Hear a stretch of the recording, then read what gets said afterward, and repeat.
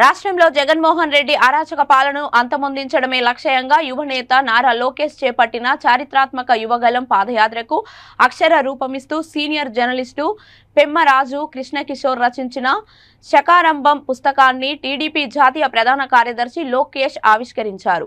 ఉండవల్లి నివాసంలో బుధవారం ఉదయం పుస్తకావిష్కరణ కార్యక్రమం జరిగింది.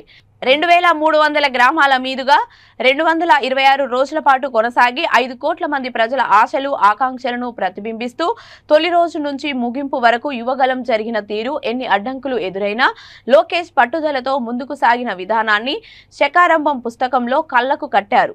శకారంభం పుస్తక ప్రచురణకర్త బొడ్డు వెంకటరమణ చౌదరితో పాటు ఇందులో భాగస్వాములైన ప్రతి ఒక్కరికి యువనేత లోకేష్ అభినందనలు తెలిపారు.